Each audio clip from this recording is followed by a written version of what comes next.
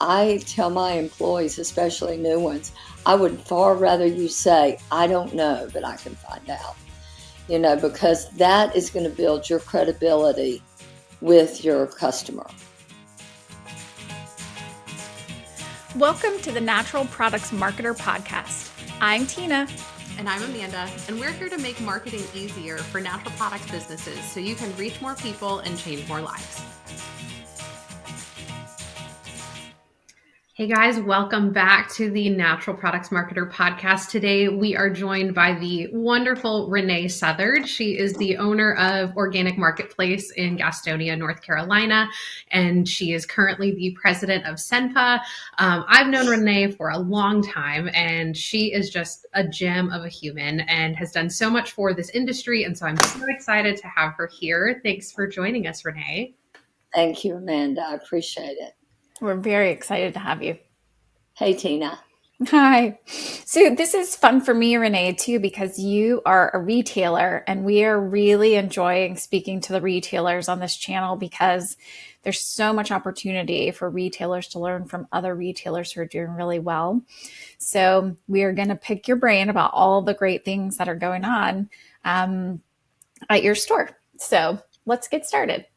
Okay. Yeah. So before we dive into that, Renee, we always like to know what got you into the natural products industry, because we found some trends. And so we always like to hear how you got into it, just so we have a frame of reference.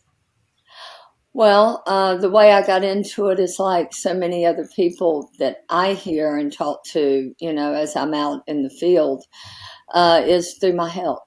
I was having a lot of trouble with allergies, stuff like that. I had been teaching school and ended up leaving that. That was kind of when it got crazy and, things were being brought, and my husband at the time did not want me, didn't feel like it was safe. So I was at the gym and I was having all these health issues, and I thought, I look over there and there's this wall full of pills, and I'm like, okay, maybe something over there, will help, because I was actually taking allergy shots, and, I had never had allergies before in my life. So I felt like there had to be something else I could do. So that was the initial thing that probably got me into looking for a different method, a gentler way to deal with my body and the conditions that it was presenting to me. So what? Yeah, that sounds really normal. I think that Amanda and I both have a similar story. So always when there's a health issue, you always go looking for the answers. And man, I wish that I would have had way back when people like you to help direct me to the right place. So it gives us a real passion for the independent retail owners out there. Well, it's, being an independent is really an honor, and it's kind of keeping true to our roots, because, we're just a bunch of old hippies. We still like to wear fun clothes and, do things as naturally as we can. And, that I think that mindset was getting lost in the surge of medicine, being able to come up with things. I mean, let's face it, when I started doing this, there were no cell phones. The internet was not a player, in anything. So the way you learned and started going to these health food stores, because it was the alternative. But then actually further back than that, most of their grandmothers used a lot of home remedies. That was what they were called then. It was all, the home remedies. I actually had my mother-in-law's home remedy book. It's probably, like Adele Davis and, people like that we learned from. And a lot of you will not know who Adele Davis is, but, look her up, because she was really an amazing, amazing woman for her time. I'll tell you, like that, my grandmother passed back in 2020, but At the time, I was at her house, and she had some old things that she'd clipped out of magazines and different books, and she had them posted on the side of her cabinet. And it was so funny to look at things, and they were old and brown and yellowed, and they were from so long ago. And at the same time, it's the stuff that we're coming back to now, of the way to take care of yourself and have good health. And it just made me laugh, because I was like, wow, full circle that we've come from the time that she was born in the 20s.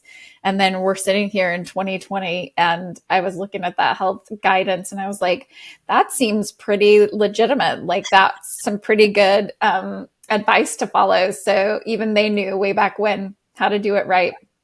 Right. That's true. Yeah. So Renee, what caused you to decide to open up your own store, and when did you do that? Well, back in, again, going back to where I really got first introduced to herbs and stuff, in that gym, it was my local gym, and the guy had lost the person that was selling them. And so he asked me, I started having really good results, and, Prescription for Nutritional Healing was the Bible back then, Phyllis Balch and her husband. And, it was just an eye-opening thing whenever, I could see what they were doing for me. Then I got very curious, because I came out of a teaching position. So I was working with Juvenile Justice Department for dropout prevention. And so we had at-risk kids in the class, and I did this for about 3 years. And so when I left doing that and had this herbal epiphany, and all this wonderful stuff happening in my health, I wanted to know more. That's just my nature, is, I guess coming from a teacher stance, is I want to know why. Why did that work? Or why did this do that? And if it does that, certainly it could even do something even bigger and better than that. Don't close in your eyes, open your horizon and your view as to what possibly is a potential for this. And so I studied. I went to Stephen Horn's. The guy there wanted me to sell his Nature Sunshine herbs. So it was Nature Sunshine, who so many of us in my age bracket probably started with Nature Sunshine. And they were MLM company. They had amazing education. That's one of the things that, in some of your other questions, I think we'll get into, I think it's been a little bit lost in the industry, is the degree of education that people in the stores, the retailer themselves, exhibit. So I started learning more. I started learning how to think. Stephen Horn was a great herbalist. He studied under John Christopher, who was probably one of the best herbalists this country's ever put out. A lot of people know Dr. Christopher, and I think his son carried on a lot of his work. But Nature Sunshine was also a part of, his legacy. And so I learned how to think. I just started learning how to think in systems of the body. And I learned iridology. So it was a way, back then you looked at people's tongue, you looked at their skin, you looked at their nails, you looked at, we did it very differently than, it is now. Somebody go through that. I learned muscle testing and, again, iridology. So I had a lot of tools in my toolbox that I was able to start working with people. And I worked for my mentor for about 2 years in a little health food store. And one day I just came home and I thought, I can do this. I should do this for myself. So I opened organic, it was Nature's Path at the time. That was the first name of the store. And that's a hilarious story. But but I opened it with $2,000 and furniture from my house, products that were set, 5 inches apart, because I had money to have 2 of everything, that I felt like was important to carry. and the rest of it's kind of history. Yeah, I love that you kind of talked about how much things have changed. And that was one of our questions is I'd love to know more about like what you've seen change in the industry for better or for worse. Because there's been a lot of change. And you've been doing this for so long. So I'd love to just hear your honest thoughts. I think the biggest thing that's changed is the internet. And, years and years ago when all this started coming about, and, things like Dr. Oz, Women's World, the magazine, remember, whatever came out that week, you had to go get. And it was the same thing with Oz. I think at first he was very relevant because he was a medical physician talking about natural things. So it was a beginning, it was a beginning on a national platform to getting back to our roots, right? To getting back to the things that have always been done, to assist our body in dis-ease. So I think the internet changed the way we educate. I think it changed the way we gather. And not like COVID did, of course, but, you probably remember back, I'm sure you were very young, but, store events used to be big education events, and you'd have the Brenda Watsons and the Terry Limerons, coming into the city, and it was an event, and the newspaper would come, and all of that. And the internet changed that too, because people were like, well, I can get my information here, or I'm going to do what Dr. Oz tells me. He's a doctor, so that should work. And I think those changes, I think they were good, and I think they were bad. I think they opened us up to understanding how credible the information that we imparted to people on a sales floor was. Your past employer, Ed Jones, a very, very good example of that. I think Nutrition World's done an incredible job, and that's because, Ed has always remained true to that education piece.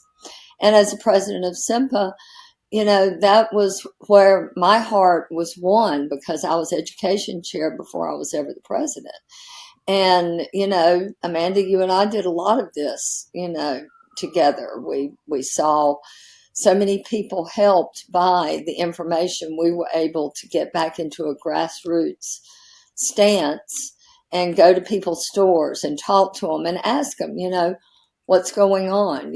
I think networking was lost a little bit in the shuffle. We had our trade shows, but let me say honestly, I never even knew about trade shows when I first started this.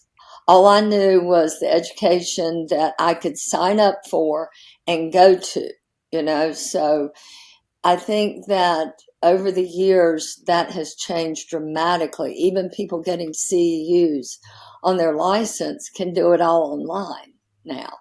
So I think that was a big, big game changer. So, I guess it's, you tell me, what do you think really was it better then, or was it better now? Consumers seem to feel they're going back to the trend of brick and mortar, because they want to see somebody. They want to look at your face. They want you to look in their eyes and tell them the truth. And I think it's our responsibility to be credible and to do continuing education. So I think a lot of retailers are getting back to it. You have podcasts, you have Zoom. Zoom, evolved in the COVID days, right? I'm sure it was happening in corporate America, but it certainly wasn't happening in our industry like that. Webinars were something that companies would get out education pieces for, but nothing really replaces seeing Brenda Watson up on a stage you know, talking about, your intestinal health, we all became very comfortable with, talking about people's business, so to speak. So, she was absolutely one of my mentors for sure, and a dear, dear friend. I have learned so much from her, but she and so many of, the leaders, the retail leaders, the Peggy Rangers, of the world. She was just really, really big on education and having a real educated staff. So, I do think that education's probably one of the pivotal points of things that have changed and the way we give it, and receive it. I think that's true, Renee. And trends that we're seeing, you're right. I think there's a head back to the retail stores. I think people want relationships. I think they want to know the person who's giving them advice, because you can get on a YouTube channel and there's just so much information, TikTok, YouTube, Instagram, all these places, but you can't ask those people a question or a follow-up question or a question after that if you're confused about something, or to make sure that you understood it correctly. And there's differing advice out there. And so finding someone in your local community that you feel like knows what they're talking about and you can ask them so many questions, I think it makes it super important for those retailers to have a lot of education, to know how to walk people down the right path, be able to answer questions. And even if you don't have all of the information, that you have the resources at your fingertips to go look something up and find what people need, and or point them to a resource that's credible, because anyone can start a TikTok channel these days. Exactly. And they can say whatever they want, and they're not necessarily held accountable for how true it is or whether it's scientifically proven or if it's going to work for the particular person, because they don't have all the information behind that. But that is what retailers can certainly do, is have that consultative approach and bring people the resources they need. So I think it's more important than ever to have good education at the retail location, and to be someone that your community can trust, to get them the information that they need and have this back and forth discussion, because health is personalized.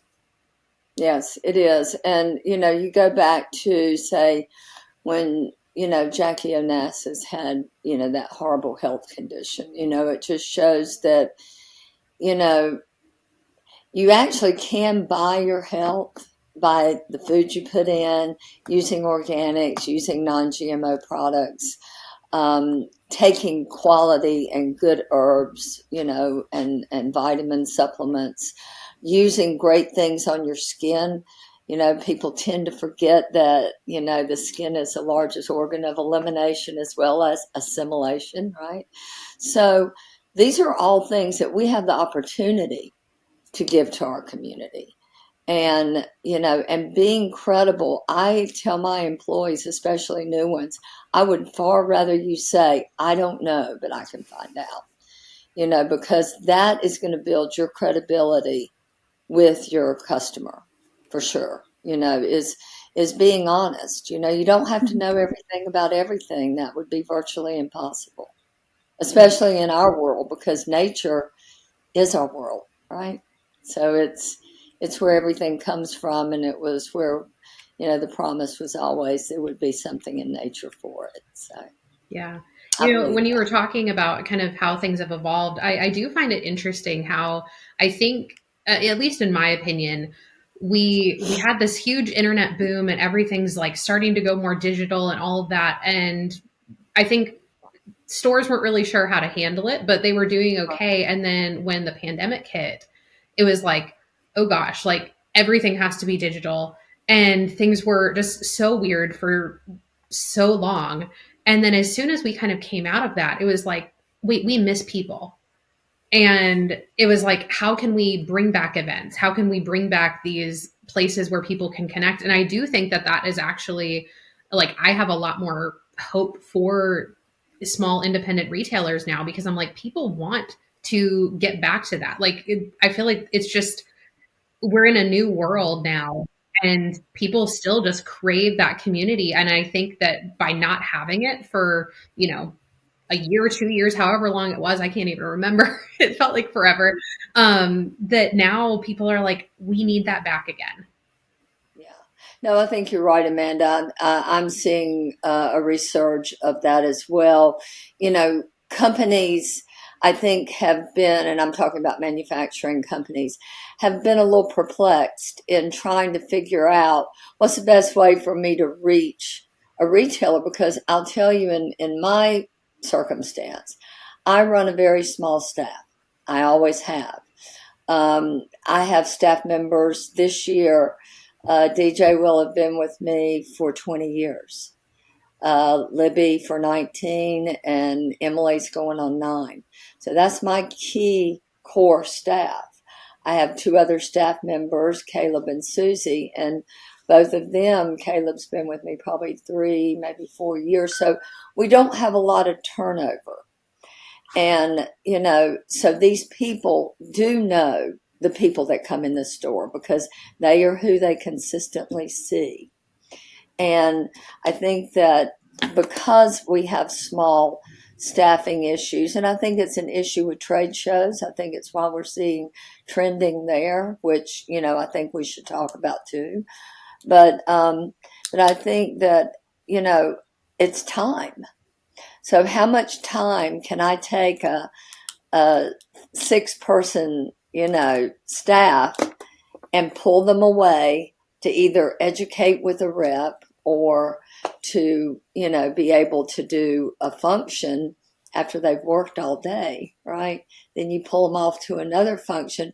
It's a real giving of your employees to do that, and it's a real important thing for you as an employer to recognize and value their time and what you're bringing to them. So, you don't want your staff educated to every little thing coming down the pipe. You want them educated to what is pertinent and current for you, your location, and what your market is, because all of our markets are different. In North Carolina, we don't do as good with infant baby products. I've never understood. They're the newest thing we've got, and we should be, just taking such great care. But we have historically found that we have a difficult time maintaining a department like that. Whereas maybe in Florida, it's one of your top 15% producers, right? So every area is different, and everything that you're going to educate your staff, your community to, should be what you're being asked for and, what is happening currently in your area, right? Yeah. So we're a big allergy place. Yeah. So I'm curious, how big is your store? My store is 5,000 square feet, but it is on 2 levels. So we recycled a fire station, and no, it did not have a pole. That was my biggest disappointment. I know people that are very connected to poles. Just joking. But we always thought it would have been a cute thing just to put one in there anyway. But no, we have a staircase. So I have 2,500 on one level, and I have 2,500 on another. So we have a little organic cafe in the bottom, and the store occupies the top part of the building, which I would say we are probably at 65% wellness items, which would include personal care products, herb supplements, shakes, that kind of thing, to about 35% of food items. In our market, we are always first to market. That's the beauty of being an INFRA member and, a SENPA member, because, I do attend a lot of trade shows, and I do have a lot of industry support because I am a smaller part of a bigger whole, right? So it's important for us to gather and to put our resources together, because we can always keep our pricing better than mass can, If you've got, a CVS next to you that carries some of your products, they don't have the education to sell that product. And I think retailers get really caught up in this because, it's one of the points I want to make is, there was a time all of this was exclusive to us, right? You didn't go see it in a lot of mass stores. And of course, again, you didn't have the internet. So I think the internet was a game changer on that in so many ways. But I will always be of the belief there is enough for everyone. There really is, and we need to work together. So I feel like being a collective, positive,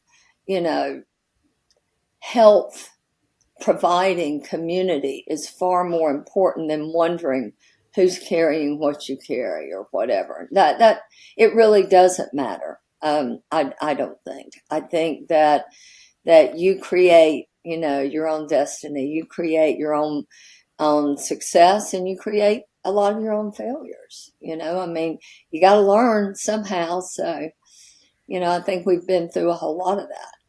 Yeah. Renee, one thing that I'm just so fascinated by, and we hear all the time about how staffing is such an issue for people.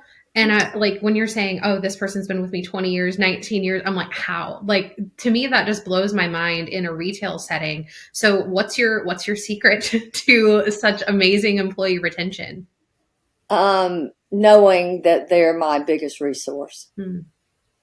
My employees are my biggest resource. I can have all the education. I can have the best products that, money can buy.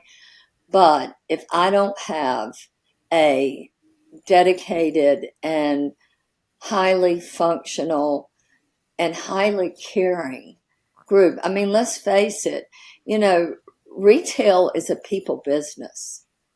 If you're not a people person, you don't need to be on the retail floor. Now, there are a lot of other places you're going to shine, You could be doing the best books, but you're not going to be the person I'm going to choose to put out there and tell Susie, which hair color to pick, that won't, bleach, hurt her hair or whatever. So, everyone has their place, but I do believe that valuing your employees is critical. There's another store that Gardner's down in Greenville, South Carolina. Candace Gardner has been so successful in maintaining and growing her independent business. She has 5 stores now, and she has employees that she's had just as long as I do. And the thing that we've been very good friends for a long time. We've networked together. We've helped each other. Her place was the first place I ever met Brenda Watson, so, these are the relationships that you form, and you have relationships with your clients, and your staff have relationships with your clients. When I stepped back a little bit to do the presidency, my staff, if it wasn't for my staff, I would not have been able to do that. And they used to always say, well, I want to work with Renee. Now, the last time I was in the store, one of DJ, he was off, and one of his customers needed help, and I went to help him. She goes, no, that man, the one with all the hair. He knows what I do. He helps me. He this, that, and the other. And she just kept going. And I'm like, okay, that's great. That's great. But I probably, if you need it today, I could probably help you. And she goes, well, I don't know. Do you know as much as he does? And I just laughed. I said, he was one of the first apprentices I ever had. I probably know close, but you always want to build up your staff. I don't want to, he earned every bit of that love and admiration that she was showing him, and you can't buy that. You got to pick the right people. You got to be lucky. You got to be a little lucky. I think I've been very, very fortunate, but you really have to treat your people like you would want to be treated, because you can't be successful on your own if you cannot replicate what you do. I've heard that for years and years, probably a Dale Carnegie thing. If you can't replicate what you're doing, then how can you really consider yourself successful? So they are my biggest success. They really are, as my employees. Renee, I love that so much, because making an investment in your team, it takes a lot. It's a little bit of a sacrifice from a store owner, but I love learning from you guys, like how important that is and how much it keeps people sticky to your store. So maybe they stay around longer if you're investing in them and you're treating them the way that people should be treated, and as part of the most valuable part of your store. And you said something else that I want to double click into, and that's around this, hey, you don't have to be afraid of a manufacturer being in mass market. And I know we're going off book here, but you're saying so many great things that people have a lot of questions about. And I want to talk about, what can manufacturers do if they're going omni-channel like that? Maybe they're in the CVS down the street or something else. What can manufacturers do to let you know that they're still investing in you? Are there things that you still would like from them to help you out, to promote that you are a great place to come, especially if there's a consultation involved, because that's exactly what you're talking about as a differentiator for stores like you? It's a touchy area, because I think the younger generation, our emerging leaders, I think they understand the whole piece that there's enough. People who've been in it as long as I have still have a bit of resentment about people, sort of jumping ship, they call it a lot of times, to the omni-channel. However, I think the reality is, why aren't we looking at it as in, how many people can we touch and help? There are people until COVID that never would have walked into a health food store. COVID did a lot for us, frankly, because we were deemed essential. Everybody should always remember that. We are essential, and I think that manufacturers, I think they're really trying to do it right. However, okay, this is a good point to bring this up. You go to a trade show, you spend your company's money, you take time out of, you take an employee, say, out of the store, like for SENPA, when you come to Soho Expo. We have the best education in the land. I mean, and we have geared it now towards a business education day. Okay. So whenever manufacturers come to our shows and the retailers attend our shows, I think it would be great if we could go back to, the discount you get is because you are there at that show. You've had one-on-one time to do your promotional calendar, to talk to them about your anniversary sale, to say, hey, Earth Day's Monday, I need stuff to promote you, and that kind of thing. Those were the benefits for me when I first started going to a trade show, was that's where I made all my relationships. That's where I met Amanda. It's where I met you for the first time, Tina. So I think that getting away from that is a mistake, because you still need that time to get together and network. I also belong to Infra. I would love to see every single independent retailer belong to Infra. It's a buying group. It is completely different from SENPA. SENPA is someone that represents independence in a manufacturing, retailing, brokerage, nutritional counselors. They cover a people's side. And whereas Infra covers procedural things, and we are a buying group. So collectively, we're stronger together. So I feel like manufacturers still need to respect and work with us with discounts a little stronger, because some of the manufacturers will give, say, a Whole Foods or a Sprouts a 6-month lead time on one SKU. Let's just say it's maybe it's a weight loss product and it comes in powder and it comes in a pill. Well, they want an exclusive on the pill. So a lot of times that happens. Well, the problem with that is when we as a retailer go in and say, well, why it's just one SKU. I mean, why is that so important, for them?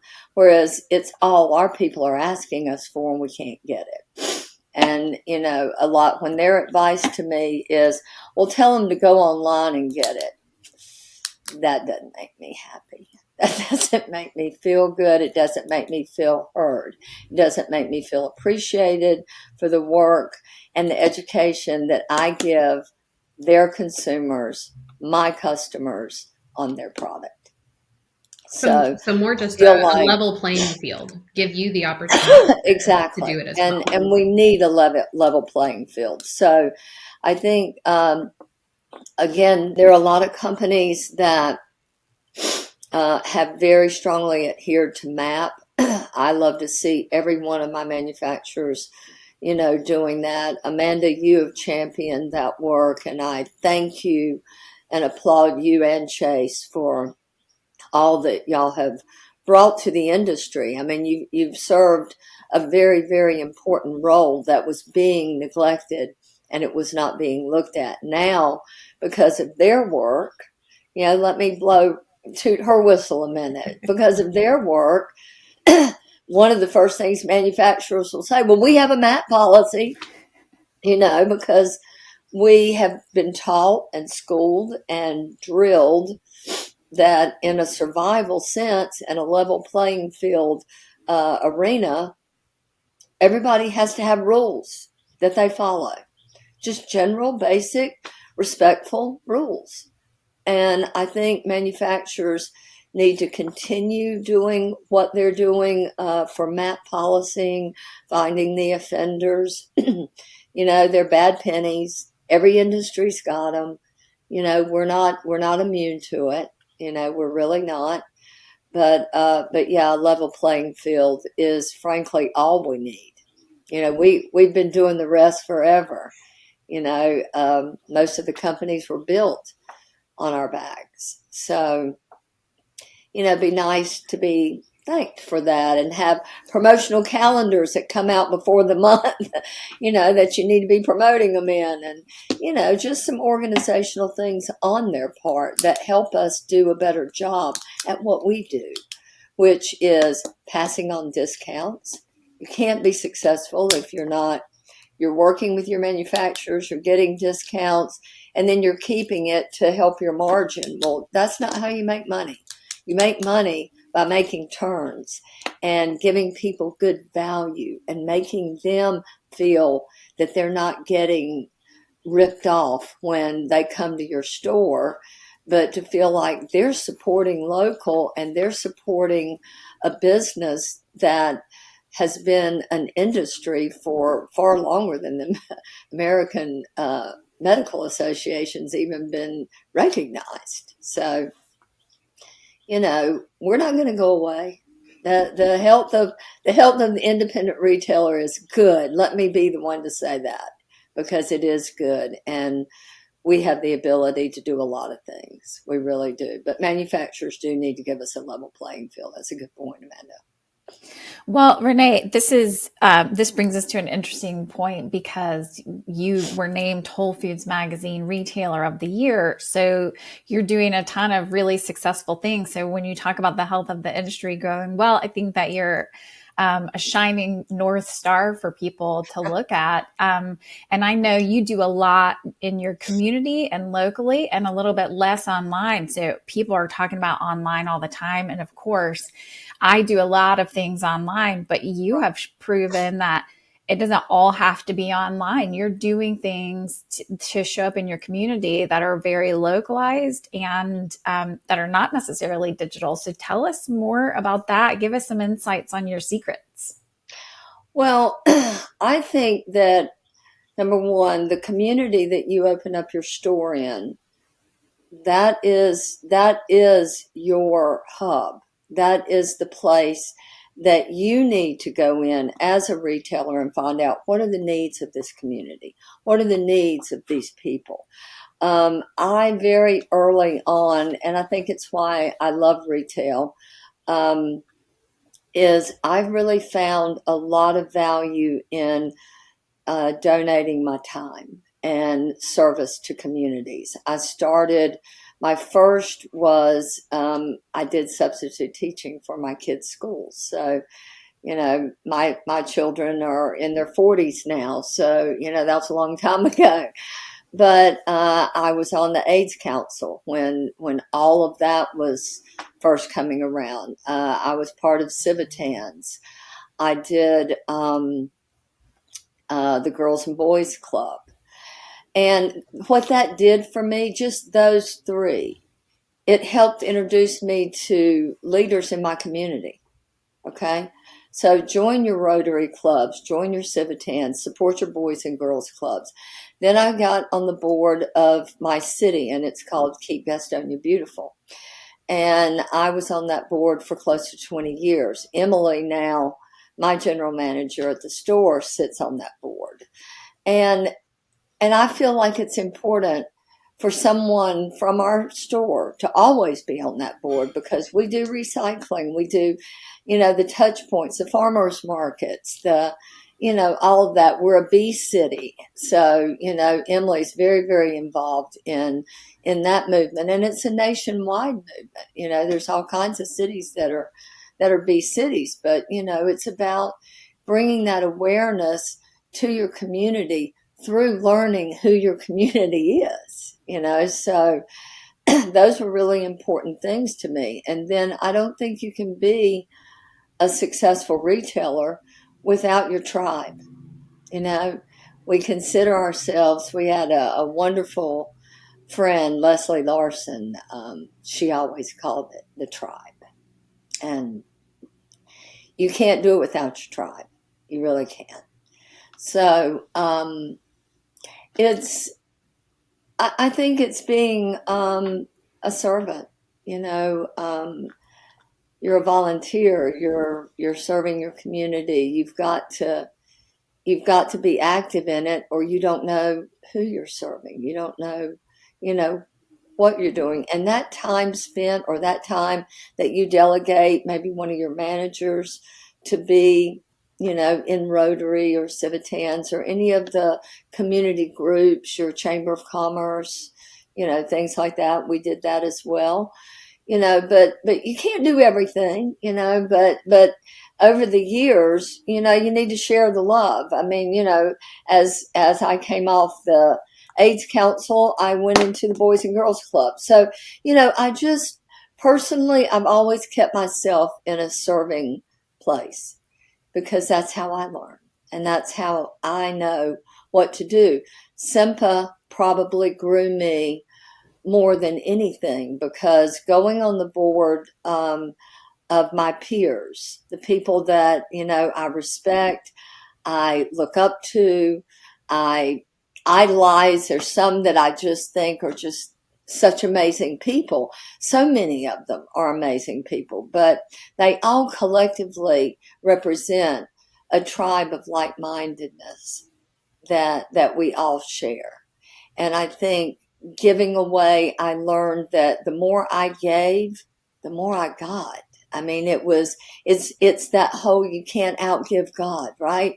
I mean, so the more you give, you're always going to get so much more back, because you do things like that from your heart and without another motive. You just do it because it's the right thing to do. And I think people care about doing the right thing. And I think it's important that they do that. And I know that I've been with the SENPA now 11 years. We usually have 10-year terms to be on the board, but I did the education and the road shows for 5, maybe 6 years.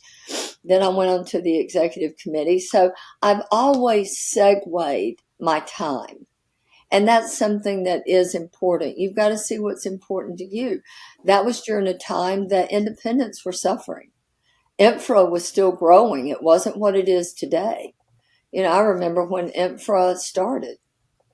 So, and SENPA is 53 years old, in producing trade shows, and I believe we're 60 some years as an association. So, it's being involved.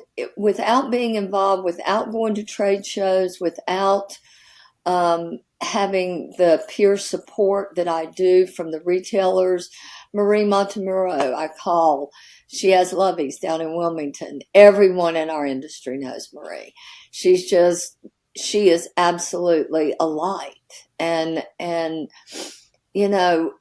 she is part of a community that believes very much as I do that you support the people that are doing what you do, that love what you love, that are involved in helping and making, the world a better place for us and for our kids, So I think those were some of the key things, and I'll always go back. I'll never take any honor without saying my staff is 100% of the success and the wonderful honor it was to be Retailer of the Year. It was a gift for all of us. It should have been retailers with the S on it, because it takes a village. It definitely takes a village. It's so fun. And I'm so thankful to you that you recognize your staff the way you do, because I think it does take a team to do pretty much anything. And it's so lovely to hear you're the leader of that group. The buck stops with you. You've taken so much risk to have that store open, and you have a moment where people are honoring you and you turn around and honor other people. And that's just, I'm grateful to hear that, and I think this industry is like that. I think there's so many people that are part of this industry that have grateful hearts like you do, which is one reason I love to be here as well. Thank you. Thank you. I appreciate that. I really do. So what's next for you guys? What's next for you guys at the organic marketplace? Is there anything new and exciting that's coming down the pike? Well, I think that we will continue to remain relevant. Isn't that really the goal that everyone has in business, that you have in your business? Whenever you chart out to make a change in your life, like stuff that's going on with you, Amanda, it's one of those things that you're like, okay, next, what's going to be next? I don't know. I might do some consulting. I definitely love being out in my yard and dealing with all that. The spring's been real allergy intensive this year. I don't know what's going on with that. Maybe it's, our earth getting a little warmer, but nevertheless, I think organic marketplace has its place. You don't go on autopilot ever, really, but I think we have the formula that works in our market. I don't really have that much interest in opening up more stores. I really like keeping the store that I have, the space that whenever somebody comes in from out of town, they go, oh my gosh, we have the best health food store. I've got to take you there. These people are great. Sometimes we're like cartoon characters, we just entertain people and, do what we do. We give away a lot of stuff because, that's just how we are. Retailers have never been known as great business people, but we got a big old heart. So, but, like we're getting ready to do our Earth Day event, and, we played with, everybody tries to do events, right? And Earth Day seems to be our national holiday for, the natural health industry. So, everyone starts saying, well, everybody's doing it on Saturday. So finally I just said, you know what? I don't care what day Earth Day falls on. That's the day that we're going to do it. So, that's kind of what we've what we've done. But as for new things for Organic Marketplace, I feel like we will be very strongly involved. We will remain strongly involved with SENPA because I can't do what I do without the support of an organization. And, it only costs me $100 a year. It's something that I find is a great value. We will probably enlarge. I know Emily does a lot for the store. She's my general manager, and she's been with me, I think, 9 years at this point, and she does a great job. But she is very, very active in the functions that go on with SENPA as an emerging leader, but also with INFRA as doing their share groups, because that's where we learn some business savvy. That's where we have, understand why our buying club does or chooses or does the things, that they are encouraging us to do. And, we learn from that. And Emily is very, very good at being present and listening. I know, Amanda, you know Emily well. And, so probably in the future, she'll be much more involved with SENPA, potentially maybe even the board, but definitely with INFRA, because it is one of the things that help us financially remain relevant, whereas I feel like SENPA is where I learn and keep all my relationships strong and alive and get my education. So they're both equally important. They really are. But that's for me, every independent should consider definitely being a part of both of them, because it does help you be one of the best independents that you can be by learning from others. And people in our industry are so beautiful in that they are so willing to share their successes. Like, I know I put my promotional calendar in the resource library because, it doesn't belong to me. So somebody gave it to me, so, it's like passing it on.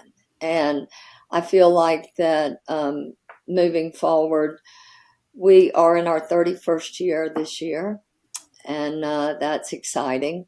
But I feel like that, it's our responsibility to help any up-and-coming retailer or any one that is wanting to join the industry. As many people that are sort of my age that are retiring, and you're seeing stores close.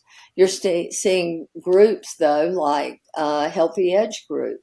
They help retailers to come, and collectively they have a great buying power, so they again can help maybe a mom and pop that didn't have good strategic planning, to where they had succession plans and stuff like that. But it's my job, it's my store's job to always be a resource. I want to always be a resource for manufacturers. We have manufacturers that call us. Ryan Sensenbrenner with Enzymedica, I love it. He'll call me up. I'm on a national sales call. We've got a question for a retailer. Do you have a minute? It's an honor that he calls me and does that. No matter what I'm doing, I would stop and go talk to him. So, hopefully, I'll always be able to continue to do stuff like that. Yeah. Well, Renee, this has just been so lovely speaking with you. You truly are a gem. And I'm just very thankful to know you, and just all of the knowledge that you've acquired over your 31 years in business. It's just incredible. And I just thank you so much for your willingness to share it. It's just so freely. It's truly a gift to all of us. So thank you so much for being with us today. Well, thanks for asking. I really appreciate you, and I appreciate the job that you guys are doing, and, getting information and putting a forum together where people can really learn other things that they can bring into their business or do, or personal personal growth, which we all need to continue to do. So, but thank you. I really appreciate being a part of the podcast.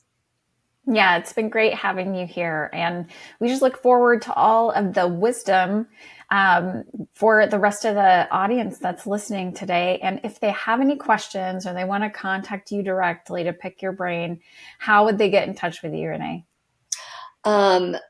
Email is I check my email a couple times a day, and it's just my name, Renee, Renee, OMP, which is like initials for Organic Marketplace at Gmail.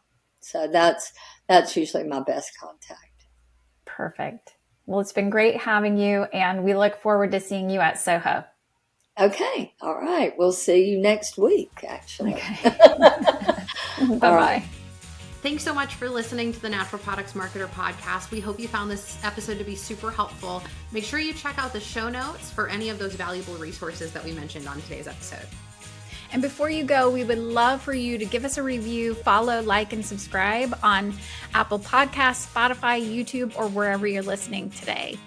And make sure you join us for our next episode where we give you more marketing tips so that you can reach more people and change more lives.